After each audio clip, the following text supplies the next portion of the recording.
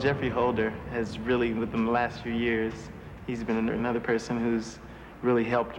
He reminds me of myself when I was young. Very, very noble. I was that way because I was very shy, so I would always move around like a fawn.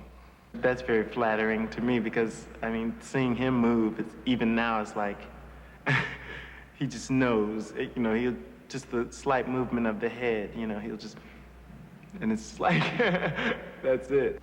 John Tarras, who said to me, Arthur, I have this crazy idea. I'd like to have Geoffrey Holder do the sets and costumes. And at first, when you hear that, you sort of go like, Geoffrey Holder. Geoffrey's never made a tutu before.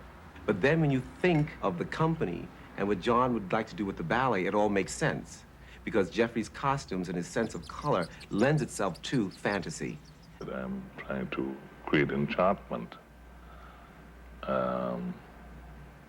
It's a fairy tale.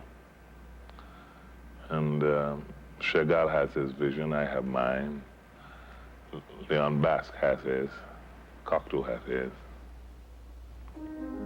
The Dance Theatre of Harlem inspires me a great deal because I think they are very handsome.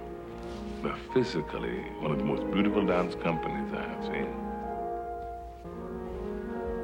Every time I'm asked to do something for them, I jump for joy. What comes to my mind when I design costumes, I don't know. I get my marker, and then I draw the human body first, and from there, begin to get into it. And then I attack. Something just makes my hand move.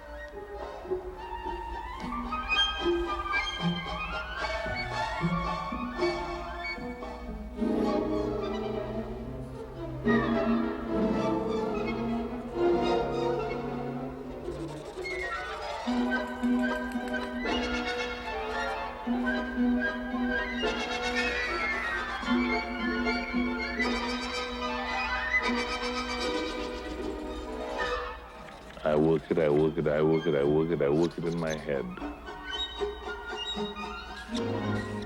Boom, boom, boom, boom, that's the bird. Boom, boom, boom, boom, boom, that's the prince. That's the villain.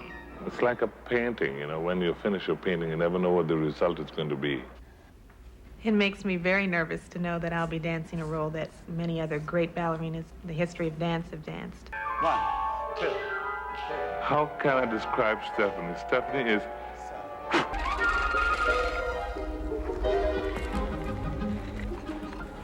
Costumes can be treacherous. Masks and wings and things like that. If it's going to be in the way of the dancers, and how does the fabric move? And with the fabric dance? The costume for the Firebird is beautiful. Skimpy, but it's simply beautiful. Got to cover her cheeks because what happens, it's I know. All right. It's so narrow, it goes in the crack of the behind, and it looks a little strange. Yes. Okay. How you are? Surviving, trying to get this thing pulled together, let me tell you, it's so much to do. I'm a little baby love shortening, shortening. I'm a little baby love shortening. Let's go. Oh, yes. I may have to tone this down if it fights the bird. Maybe so to get this Too opaque. fiery flower and this woman. Just have that in case. Okay. Well, I'm sure we will because we've got to have it. Tonight, in the Opera House of the Kennedy Center, the magic begins.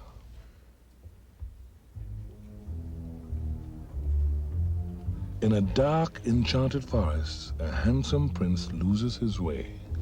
A mystical firebird flutters into sight, her brilliant plumes sparkling like fire as she preens and dances alone in the wood.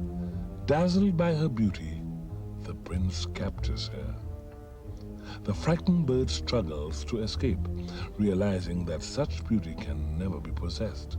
The prince releases her, and the firebird rewards his kindness with a magic feather. She flies happily away as the prince continues through the strange, enchanted wood. He comes upon a lovely princess and her handmaidens dancing in the forest.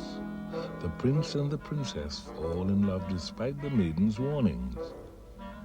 The princess and her maidens are captives of an evil wizard whose fierce monster insects guard his kingdom against all intruders. The prince battles the fiends, but the wizard's forces are too strong for him alone. Desperate, the prince waves the magic feather. Instantly, the Firebird appears. She dispels the evil legions, peace, and freedom return to the land. The ballet, like all fairy tales, ends with the happy marriage of the prince and the princess. And now, Stravinsky's Firebird, as performed by the Dance Theatre of Harlem through the cooperation of the Washington Performing Arts Society.